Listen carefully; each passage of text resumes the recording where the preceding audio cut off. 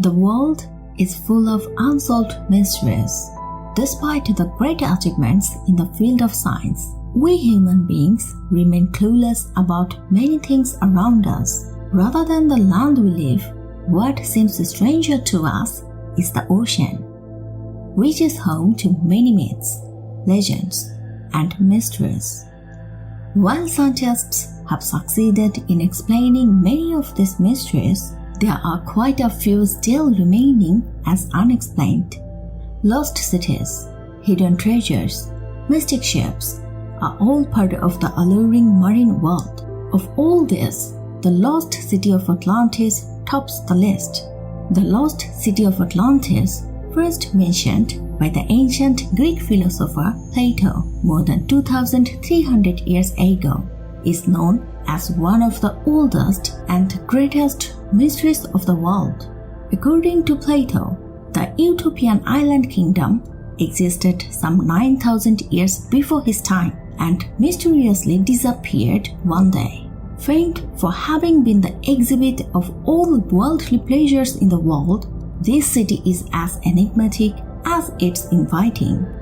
Even after years of research, the exact truth about this city hasn't been found, and that adds even more to all the folklores attached with it. The biggest questions that boggle minds of all the scientists is that, where is Atlantis? The narrations suggested that the city is believed to have sunk into the sea after an earthquake or tsunami. According to him, the so-called Atlantis was a large island located near the Rock of Gibraltar and consisted of a Poseidon temple and concentric walls and canals. Plato added that the city under the sea should have been somewhere in the Atlantic Ocean. However, no technology so far has revealed any such city on the ocean bed. While some theories suggested that the Atlantis is located in the Mediterranean off the coast of Spain, few also argued that it could be even under Antarctica. For a long time, Aegean Sea was believed to be the site of the city of Atlantis. However, the new researchers have revealed a new site, and the scientists are sure that Atlantis can be found in Cadiz, somewhere between the Spain and Morocco waters. The extent of truth in this story is really a mystery in itself. Questions like where are Atlantis or do it even exist for real are still unanswered. But until the truth beneath it can be completely unraveled, the world will continue speculating about the existence of the greatest city of all times. Plato, talking about the mysterious underwater kingdom, wrote, "For the ocean there was at that time navigable, for in front of the mouth which you Greeks call, as you say, the Pillars of Heracles, there lay an island which was larger than Libya and Asia together, and it was possible for the travelers of that time to cross from it to the other islands, and from the islands to the whole of the continent over against them, which encompasses that veritable ocean." Agreeing with Plato over the size of the island, Tertullian, an early Christian author who believed that Atlantis really once existed in the Atlantic Ocean, said it would be bigger than today's Libya and Asia combined. Since many others proposed the location of the city of Atlantis in the Mediterranean Sea, narrations have come out scaling the size of the city to Crete, Greece's largest island. However, in many stories after Plato's era, the Atlantis was described as a giant city, missing anything specific about the size of the city. Edgar Cayce, an American Christian mystic, suggested that the Atlantis and Eurasia were equal in size. Legend says that the Atlantis city was built by Poseidon, the god of sea, of storms and earthquakes. When he fell in love with a mortal woman, Plato, he made this city on top of a hill in an isolated island in the sea to protect her and named it Atlantis.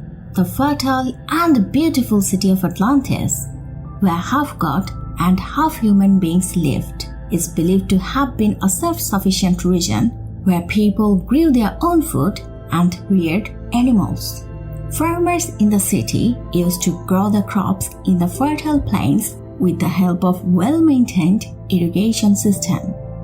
They also built beautiful buildings and other architectures from materials like black and red stones. They also had access to rare metals and even alloys like brass made, and used crystals extensively for laser and experimental purposes, and had a lot of free time to even play with volcanoes.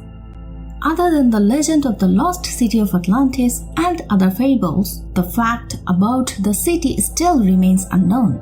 Among historians and other researchers, the findings of Edgar Cayce had something different to tell. Edgar Cayce believed in the rising of the lost city once again, like the sun rises from the sea.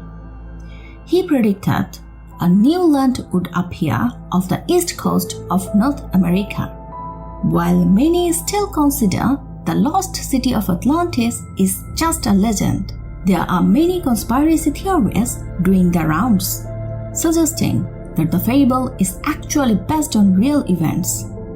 Ocean explorer Robert Ballard finds logic in the story, as it has similarities with a massive volcanic eruption in the island of Santorini, in the Aegean Sea near Greece. Ballard says, a highly advanced society lived there, disappeared suddenly as happened with the Atlantis.